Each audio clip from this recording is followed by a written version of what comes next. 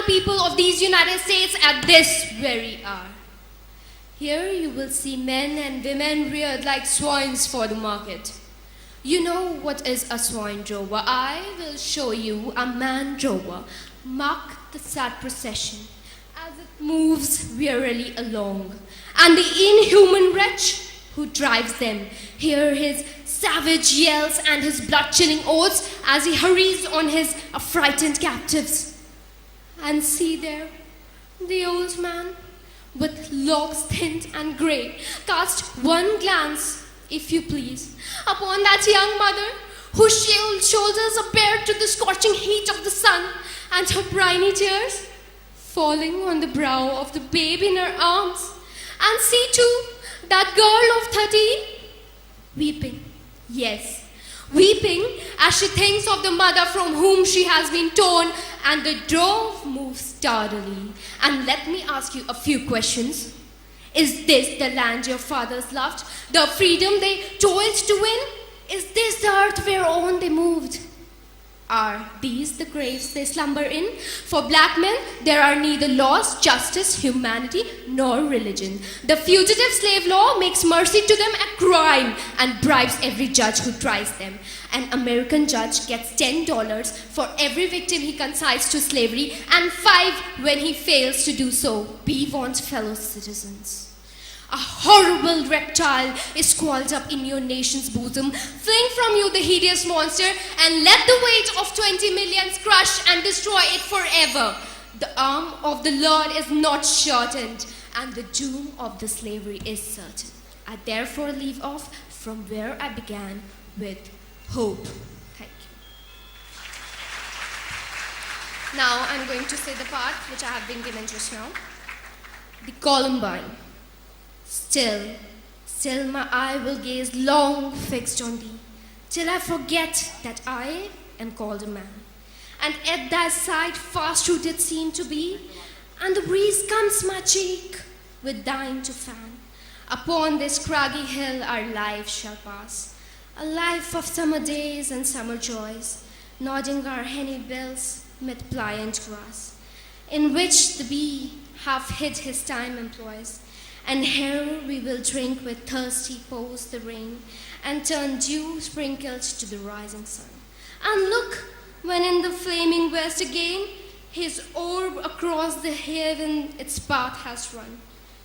Here left in darkness on the rocky steep, my weary eyes shall close like folding flowers in sleep. We now have Dia Merin Sani from St. Joseph School, Rihannagar. Good morning. Today I am going to declamate a speech said by Abraham Lincoln.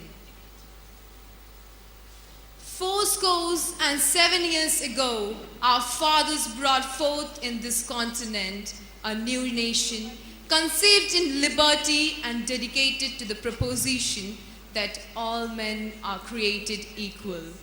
Now we are engaged in a great civil war, testing whether that nation or any nation so conceived and so dedicated can long endure.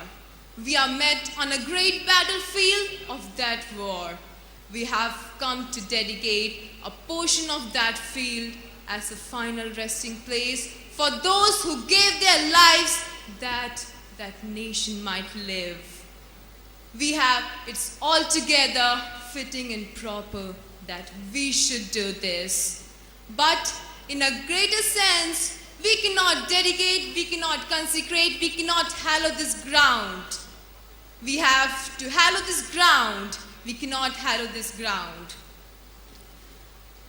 The brave men, living and dead, who struggled here have consecrated it far above our power to add or detract. The world will little note nor long remember what we say here, but it can never forget what they did here. It is for us, the living, rather to be dedicated here to the who fought here for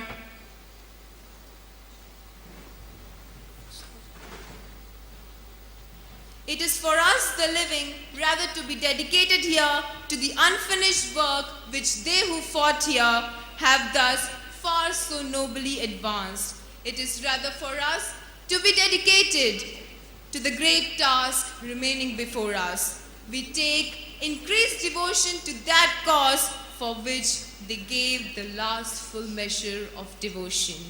That we here highly resolve that these dead shall not have died in vain, that this nation under God shall have a new birth of freedom, and that government of the people, by the people, and for the people shall not perish from the earth. Thank you.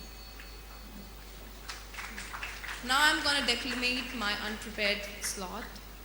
The Columbine, still my eye will gaze long fixed on thee, till I forget that I am called a man, and at thy side fast rooted seem to be, and the breeze comes my cheek with thine to fan. Upon this craggy hill of our life shall pass, a life of summer days and summer joys, nodding our honey bells might plant grass, in which the bee half hid his time employs.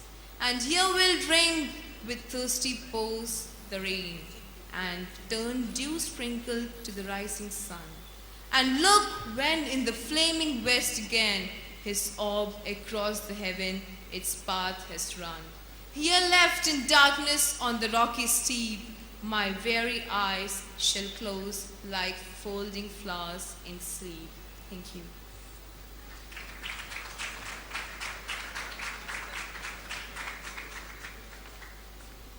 Our next participant is Rachel Alice from YMCA Allahabad. I am Rachel Alice from YMCA Centenary School and Inter College, and I will be delivering the speech of Queen Elizabeth I, which was addressed to the English troops assembled at Tilbury as they prepared for the invasion of the Spanish Armada. My loving people, we have been persuaded by some that are careful of our safety to take heed how we commit ourselves to armed multitudes for fear of treachery. But I assure you, I do not desire to live to distrust my faithful and loving people. Let tyrants fear. I have always so behaved myself that under God I have placed my chiefest strength and safeguard in the loyal hearts and goodwill of my subjects. And therefore I am come amongst you, as you see at this time, not for my recreation and dispute, but being resolved in the midst and heat of the battle, to live and die amongst you all, to lay down for my God and for my kingdom and my people, my honor and my blood, even in the dust. I know I have the body but of a weak and feeble woman, but I have the heart and stomach of a king, and of a king of England too. And think, foul scorn, that Parma or Spain or any prince of Europe should dare to invade the borders of my realm, to which rather than dishonor shall grow by me, I myself will be your general, judge and rewarder of every one of your virtues in the field. I know already that for your forwardness you have deserved rewards and crowns, and we do assure you, in a word of a prince, they shall be duly paid you. In the meantime, my lieutenant general shall be in my stead, that whom never prince commanded a more noble and worthy subject. Not doubting, but by your obedience to my general, by your concord in the camp, and your valor in the field, we shall shortly have a famous victory over those enemies of my God, of my kingdom, and of my people. Thank you. Now I'm going to declamate my unprepared speech. Still my eye will gaze long fixed on thee, till I forget that I am called a man, and at thy side fast rooted seem to be, and the breeze comes my cheek with thine to fan. Upon this craggy hill a life shall pass, a life of summer days and summer joys, nodding our honey bells mid pliant grass, in which the bee half hid his time employs. And here we'll drink this thirsty pours the rain, and turn dew sprinkled to the rising sun, and look when in the flaming west again his orb across the heaven its path has run. Here left in darkness on the rocky steep, my weary eyes shall close like folding flowers in sleep. Thank you.